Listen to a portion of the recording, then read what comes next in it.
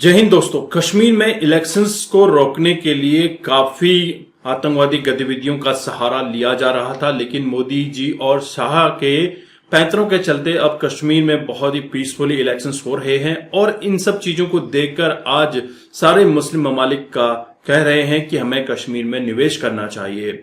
आलम इस्लाम Saudi अरब ने भी कहा है कि भारत हमारा बहुत ही अच्छा दोस्त है और हम भारत के साथ काफी अच्छे रिलेशन रखना चाहते हैं।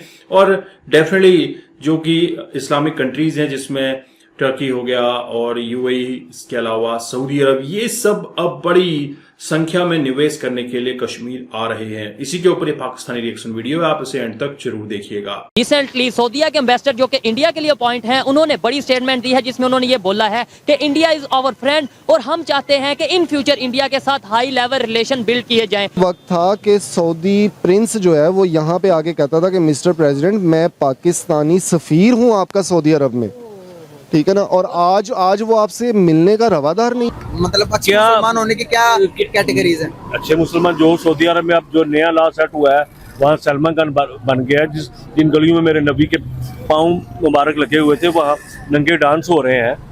कौन सा कल्चर है जो यूरोप का वहाँ अडॉप्ट हुआ? नए शहर बन रहे हैं, सलमा घर बन गए हैं, डांस फ्लोर बन गए हैं। अगर मैं कश्मीरी होता और मुझे कहा जाता कि पाकिस्तान के साथ आ जाओ, तो मैं कहता कि मेरे मुल्क में 25,000 की मोटरसाइकिल है, मेरा दिमाग खराब है कि मैं 70 के लिए 1,25,000 वाले मुल्क में। आज की खबर ये है, सऊदी अरब के जो इन्वेस्टर हैं इंडिया में, उन्होंने ये बोला है इंडिया इज आवर फ्रेंड और हम चाहते हैं कि मजीद उनके साथ रिलेशन बेहतर करें, हाई लेवल रिलेशन।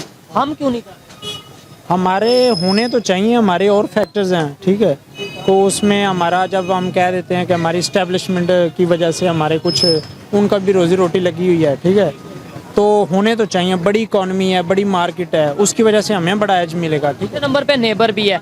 आप इसके ऊपर क्या कहना चाहेंगे कि सऊदीया इस्लामिक कंट्री है, तुर्की इस्लामिक कंट्री, और ये वो कंट्री हैं जो हमारे साथ, जिसकी हम एग्जांपल देते हैं लोगों को पूरी दुनिया में कि भाई पाकिस्तान के साथ अगर कोई कंट्री खड़ा वो तुर्की है और सऊदी है। वो जाके रिलेशन बेहतर कर रहे हैं इंडिया के साथ, हम क्यों नहीं कर रहे और वो क्यों कर रहे हैं? मतलब इसमें क्या लॉजिक है? वो क्यों कर रहे हैं? चले हमारी छोड़ दें। जो बायलैटरल रिलेशन होते हैं ना, उसमें गिव एंड टेक चलता है। सऊदीया के हमारे एक लॉन्ग स्टैंडिंग रिलेशंस हैं, ठीक है। उसमें भी उनके कुछ म्यूचुअल इंटरेस्ट हैं, जो अगर हम मतलब दोनों कंट्रीज़ के म्यूचुअल इंटरेस्ट होते हैं। अगर इंटरनेशनल फोरम पे हम उनको सपोर्ट करेंगे, हमारे रिलेशंस अच्छे जा रहे हैं। फॉर एग्जांपल ईरान है, ईरान का और ईरान और सऊदीया की हम बात कर रहे हैं। अगर हम ईरान को सपोर्ट करेंगे अगेंस्ट सऊदीया, तो हम तो यहाँ वहाँ पर अगर इलेक्शंस की बात करें, तो जिस तरह से लोग बाहर निकल कर इलेक्शन वोटिंग कर रहे हैं, तकरीबन 60% तो आज के दिन के अंदर वोटिंग होगी।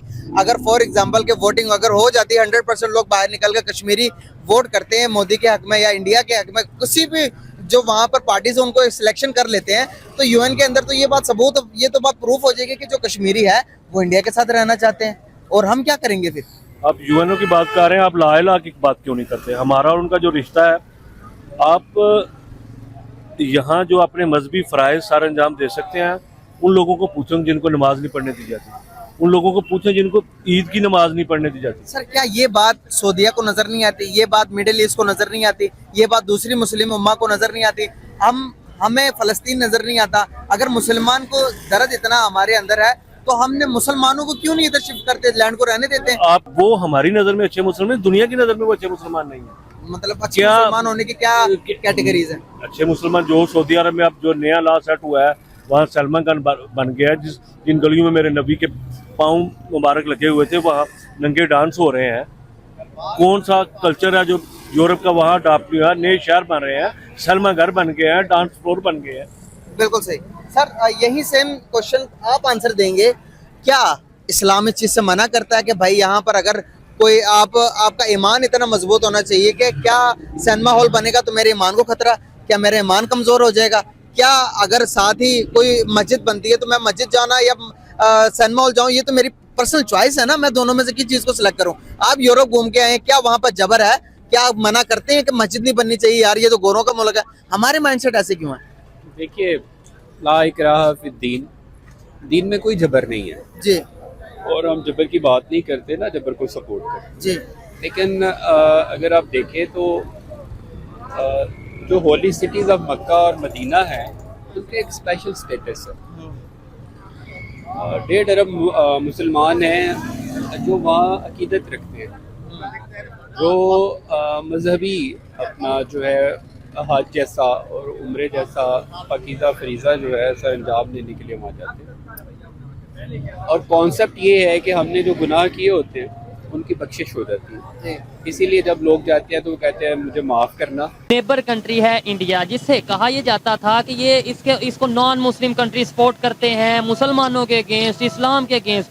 आज उसके तुर्की हो या सऊदीया हो, ईरान हो या अफगानिस्तान हो, जितने इस्लामिक कंट्री हैं ऑलमोस्ट सब के साथ रिलेशन बेहतर है। उन्होंने पॉलिसी बनाई है अपने मुल्क के मुफाद में, और हमने जो पॉलिसीज बनाई हैं वो अपने ज़ाती मुफादात के तहत बनाई है ना। उनका कैसे? फॉरेन मिनिस्टर पूरे इंटरनेशनल दुनिया में खड़े होकर कहता है कि इंडिया के मुफादात के लिए हमें किसी से पूछना नहीं पड़ेगा। वो यूक्रेन की जंग के अंदर वो न्यूट्रल रह गए, जबकि हमारी यहाँ पे एक नेशनल पॉलिसी बनी कि हम इसकी मजम्मत नहीं करेंगे, लेकिन हमारे एक साहिब हैसियत साहिब इक़्तिदार लोग थे, उन्होंने मुखालफत की, उसकी रशिया की मुखालफत की, जिसकी वजह से हम तेल से, गैस से, इन चीज़ों से महरूम रह गए। प्रॉब्लम तो ये देखें, हम किसी मुल्क के साथ, अभी हम थोड़ी देर पहले बैठे हुए आपस में यही बात कर रहे थे कि लोग जब किसी दूसरे से मिलते हैं ना तो पूछते हैं कि आप कमाते क्या हैं, यानी आप किस बिजनेस से रिलेटेड हैं, ताकि उस हिसाब से उसको इज्जत दी जाए।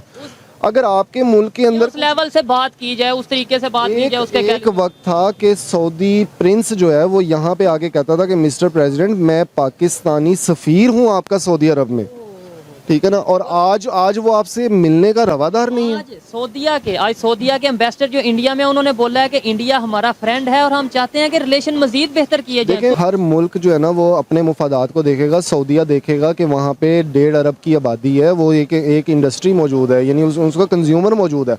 और सऊदी अरब के अंदर जो वो 2030 का उन्होंने प्लान बनाया है प्रिंस मोहम्मद बिन सलमान ने, तो वो अपने मुल्क को तरक्की दे रहे हैं। हर मुल्क खड़ा हुआ है। अब मैं लास्ट कुछ 3 महीने पहले उम्रा करके आया हूँ, तो आप यकीन माने कि अब हमें वहाँ पे पाकिस्तानी लेबर नज़र नहीं आ रही। कौन सी इंडियन, टोटल इंडियन, बांग्लादेशी और बर्मन्स। पाकिस्तानी ना होने की क्या ना होने, देखें ट्रस्ट इशू कहीं ना कहीं इवन उन्होंने बैन किया हुआ है। नहीं, बैन नहीं, ये जिस वक्त एग्रीमेंट्स होते हैं ना 5 साल, 10 साल, 15 साल के चलते हैं, तो तब हमारी जो है ना वो उस वक्त रजीम चेंज हो रही थी, एक दूसरे की टांगें खींची जा रही थी, हुकूमतें चेंज हो रही थी, इस पे पर्चा हो रहा था, वो गद्दार हो रहा था, वो नाअहल हो रहा था।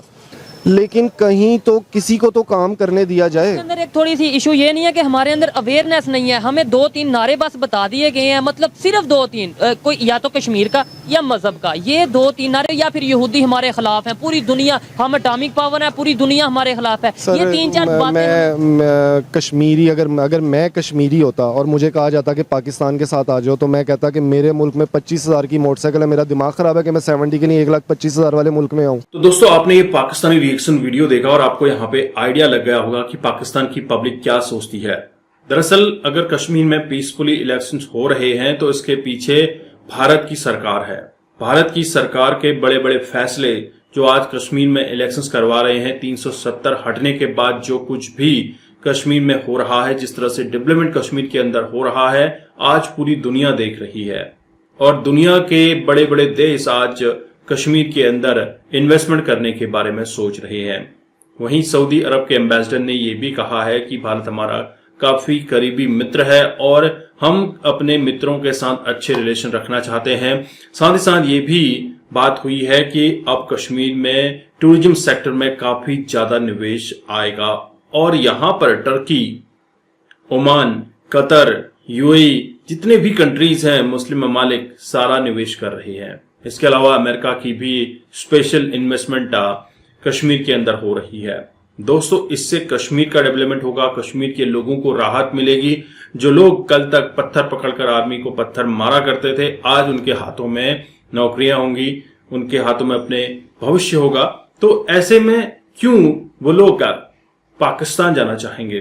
खुद पाकिस्तानी कहता है कि अगर मुझे कश्मीर जाने का मौका मिले तो मैं जरूर कश्मीर जाऊंगा, कश्मीर में रहूंगा, लेकिन पाकिस्तान में रहना नहीं चाहते।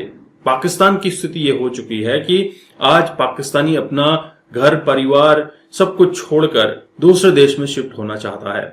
अपनी जमीन सब बेचकर वो दूसरे देशों में जा रहा है, लेकिन इस्लामोफोबिया की वेव ने पूरे पाकिस्तानियों को और मुस्लिम वर्ल्ड को परेशान किया हुआ है। दरअसल आप देख रहे हैं यूरोप के अंदर जिस तरह से मुस्लिम इमिग्रेशन को लेकर काफी बातचीत चल रही है और इवन स्वीडन ने तो ये भी कह दिया कि भैया ये लो $34,000 और अपने देश वापस जाओ। अगर अभी जाते हो तो ठीक है, अदरवाइज फिर डंडे मारकर निकाला जाएगा। तो ये हाल है और कहां तक भागते रहेंगे।